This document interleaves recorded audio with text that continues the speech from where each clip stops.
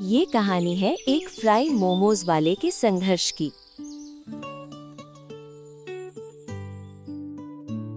आह माधव भाई, क्या खुशबू है। आज तो मैं ऑफिस में पूरा दिन यही सोचता रहा कि कब शाम होगी और कब तुम्हारे हाथ के ये कुरकुरे फ्राई मोमोज खाऊंगा। सच कहता हूँ, दिन भर की थकान उतर जाती है। अरे सुरेश बाबू, आप भी ना, थकान मोमोज से नहीं, आपके चेहरे की हंसी से उतरती है। ये लीजिए आपके स्पेशल मोमोज। और हाँ, आज मैंने चटनी में थोड़ा लहसुन ज्यादा डाला है, जैसा आपको पसंद है। उफ, गजब। बाहर से एकदम क्रिस्पी और अंदर से जूसी। माधव, तुम जादूगर हो यार। पास में वो रॉयल कैफे खुला है, 200 रुपए की प्लेट देता है, लेकिन कसम से तुम्हारे इन 20 रुपए के मोमोज के सामने वो बेकार हैं। सही कहा भाई, मैंने कल वहां खाया था, ऐसा लगा जैसे रबड़ चबा रहा हूँ। माधव काका, मुझे भी 2 प्लेट पैक कर दो, घर पर बच्चे इंतजार कर रहे होंगे। और काका, वो मेयोनीज थोड़ी ज्यादा डालना, मेरी छोटी वाली बहुत शौक से खाती है।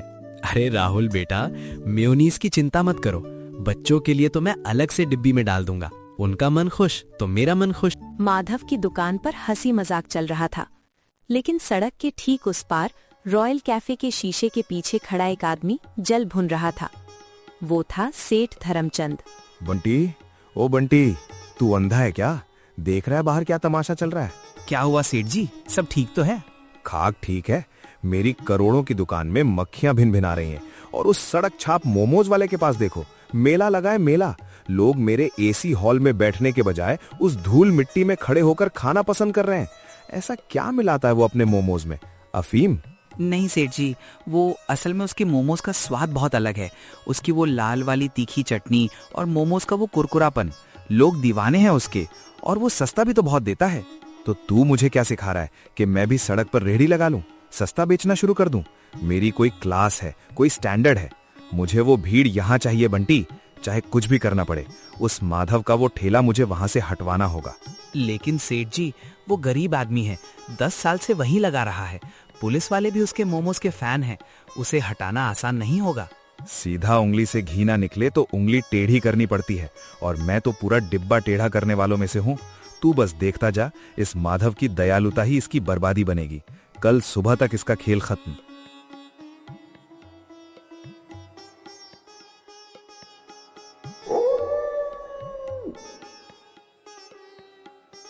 दिन भर दूसरों को मुस्कान बांटने वाला माधव जब घर लौटा तो उसके कंधों पर चिंताओं का बोझ था।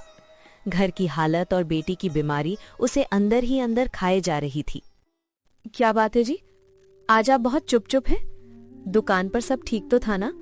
बिक्री कैसी हुई आज? बिक्री तो रोज जैसी ही थी सुधा, लेकिन आज घर आते वक्त डॉक्टर साहब मिले थे। डॉक्टर साहब? उन्होंने क्या कहा? गुड़िया की तबीयत के बारे में कुछ बताया?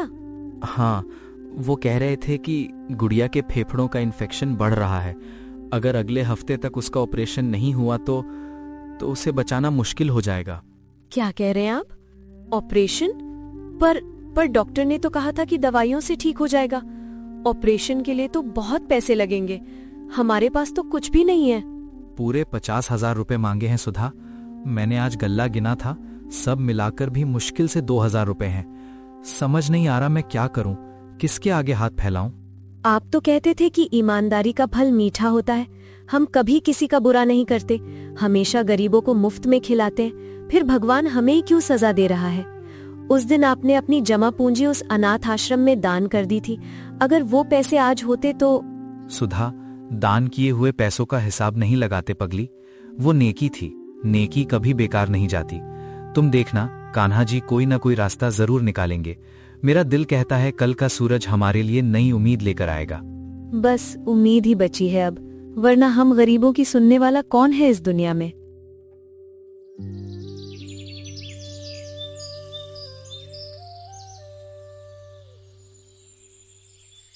माधव का विश्वास डगमगा रहा था, लेकिन टूटा नहीं था। और तभी किस्मत ने उसके दरवाजे पर दस्तक दी। कार से एक सूट बूट पहना हुआ व्यक्ति उतरा। वो शहर के सबसे बड़े इवेंट मैनेजर मिस्टर चोपड़ा थे। क्या तुम ही माधव हो जिसके फ्राई मोमोज की चर्चा पूरे शहर में है? जी साहब, मैं ही माधव हूँ। बताइए क्या सेवा करूँ? प्लेट लगाऊं? नहीं, मैं खाने नहीं, एक बिजनेस की बात करने आया हूँ। शहर के मशहूर उद्योगपति सिंघानिया साहब की बेटी की सगाई है कल शाम। उन्होंने तुम्हारी बहुत तारीफ सुनी है। वो चाहते हैं कि उनकी पार्टी में स्टार्टर के तौर पर तुम्हारे स्पेशल फ्राई मोमोज ही परोसे जाएं। सिंघानिया साहब पार्टी? साहब आप मजाक तो नहीं कर रहे? मैं एक छोटा सा ठेले वाला, इतनी बड़ी पार्टी में मेरा क्या काम? मजाक नहीं है माधव, उन्हें स्वाद चाहिए और वो स्वाद तुम्हारे हाथों में है। हमें कल शाम 7 बजे तक 3000 पीस फ्राई मोमोज चाहिए, एकदम गर्मा गर्म।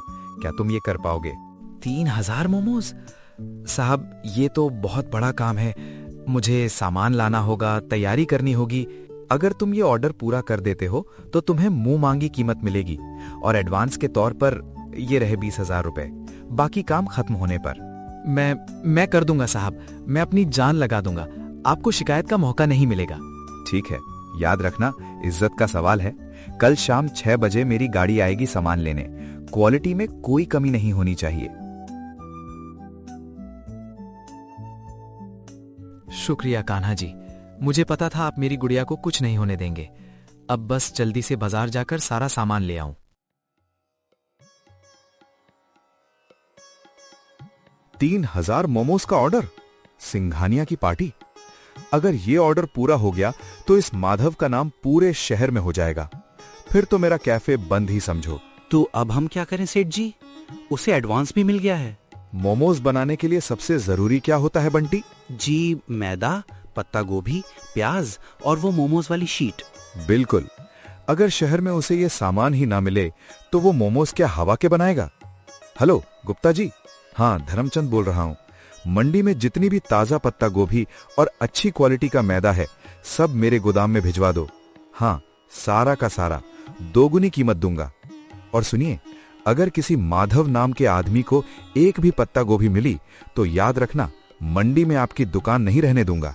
सेठ जी आप तो जीनियस हैं, बिना हथियार चलाई शिकार कर दिया।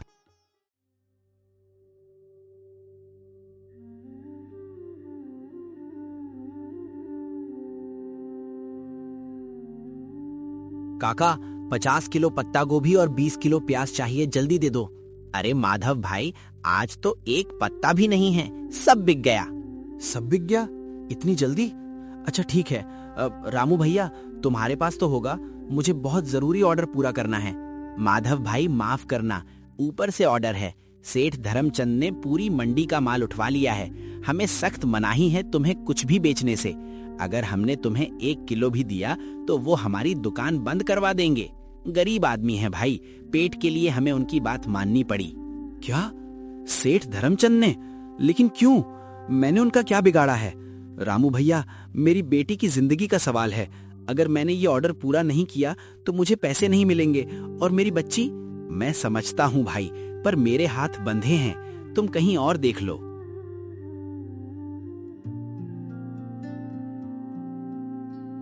लाला जी, मैदा तो होगा?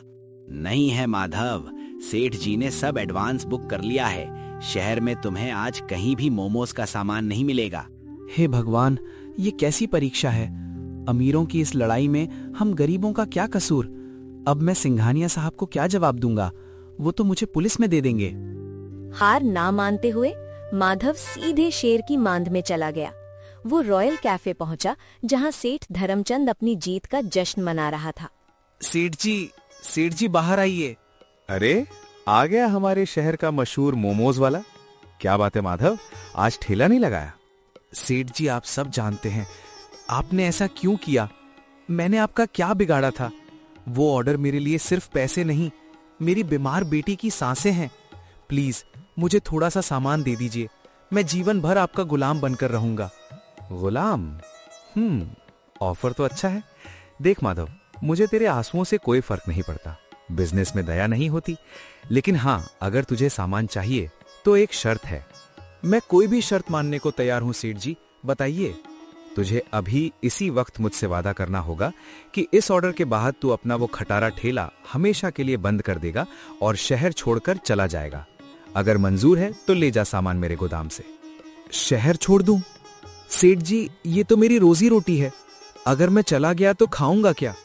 तो फिर ठीक है, मत मान शर्त, लेकिन याद रख, कल जब तू ऑर्डर पूरा नहीं कर पाएगा तो सिंघानिया तुझे छोड़ेगा नहीं, जेल की हवा खानी पड़ेगी। अब फैसला तेरा है, बेटी या ठेला। सेठ जी, आप दौलत से सामान खरीद सकते हैं, लेकिन किस्मत नहीं। मेरी बेटी का इलाज तो होगा और मेरा ठेला भी यही रहेगा। मैं आपकी भीख का सामान नहीं लूंगा। मेरा भगवान मेरे साथ है।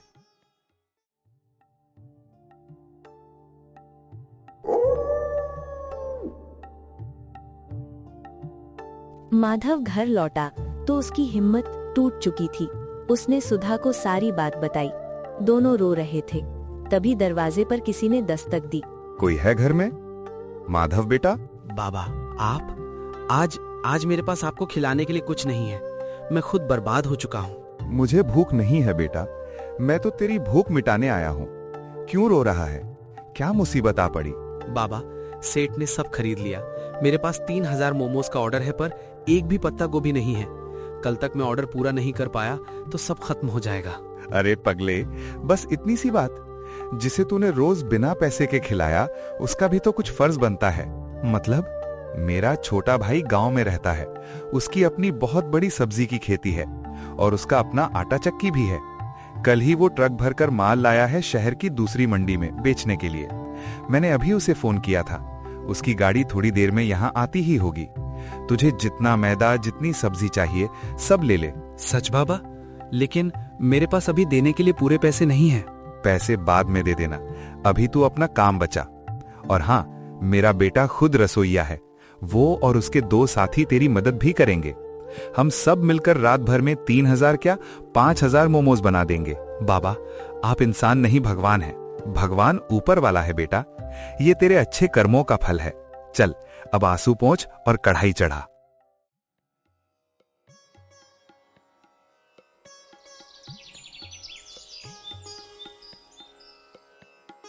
पार्टी पूरी शान और शौकत से चल रही थी।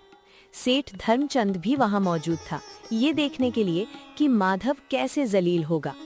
उसे पूरा यकीन था कि माधव खाली हाथ आएगा। अभी देखना, वो मोमोज वाला आएगा और रोएगा। फिर मैं सिंघानिया जी को अपना खाना ऑफर करूंगा। क्या? ये कैसे हो सकता है? इसे सामान कहां से मिला? अद्भुत! वाकई चोपड़ा ने सही कहा था। ऐसे मोमोज मैंने आज तक नहीं खाए। रुकिए सिंघानिया जी, ये मत खाइए, ये मोमोज जहरीले हो सकते हैं। क्या बकवास है धर्मचंद, मैं सच कह रहा हूँ। ये आदमी गंदे नाले के पास ठेला लगाता है। पता नहीं कहां से सड़ी गली सब्जियां लाया होगा। मेरा मतलब, मुझे पता चला था कि मंडी में अच्छी सब्जियां खत्म थीं, तो इसने जरूर कचरे वाली सब्जियां इस्तेमाल की होंगी। झूठ बोल रहा है ये आदमी। गुरुदेव, आप यहाँ कैसे? मैंने आपको कितना ढूंढा। सिंघानिया, मैं भेष बदल कर शहर का हाल देख रहा था। ये धर्मचंद, जिसे तुम रईस समझते हो, इसने अपनी ईर्ष्या में शहर का सारा राशन खरीद लिया ताकि ये गरीब माधव अपना ऑर्डर पूरा न कर सके। लेकिन माधव ने मेरे भाई के खेत की ताजा सब्जियों से ये मोमोज तैयार किया है। मैंने अपनी आंखों से इसकी पवित्रता और मेहनत देखी है। धर्मचंद, तुम्हें शर्म आनी चाहिए। बिजनेस में कंपटीशन होता है, लेकिन किसी गरीब के पेट पर लात मारना पाप है, और तुमने मेरी पार्टी खराब करने की कोशिश की। सिंघानिया जी, वो मैं धक्के मार के बाहर निकालो इसे, और आज के बाद शहर के किसी भी कॉन्ट्रैक्ट में इसका नाम नहीं होना चाहिए। माधव, मुझे माफ करना, लेकिन तुम्हारे मोमोज और तुम्हारी ईमानदारी ने मेरा दिल जीत लिया। ये लो तुम्हारा चेक, पूरे 1 लाख रुपए, और आज से मेरी कंपनी की हर पार्टी का केटरिंग ऑर्डर सिर्फ तुम्हें मिलेगा। धन्यवाद साहब, आज मेरी गुड़िया बच जाएगी। देख माधव, मैंने कहा था ना, नेकी कभी बेकार नहीं जाती। तूने दिल बड़ा रखा तो भगवान ने तेरी झोली बड़ी कर दी। माधव ने उस पैसे से अपनी बेटी का इलाज कराया, और आज उसकी मुस्कान हर उस इंसान के लिए जवाब है जो ईमानदारी पर शक करता है। अगर आपको ये कहानी पसंद आई हो तो लाइक जरूर करें और चैनल को सब्सक्राइब करें, ताकि ऐसी सच्ची प्रेरणादायक कहानियां आप तक पहुंचती रहें।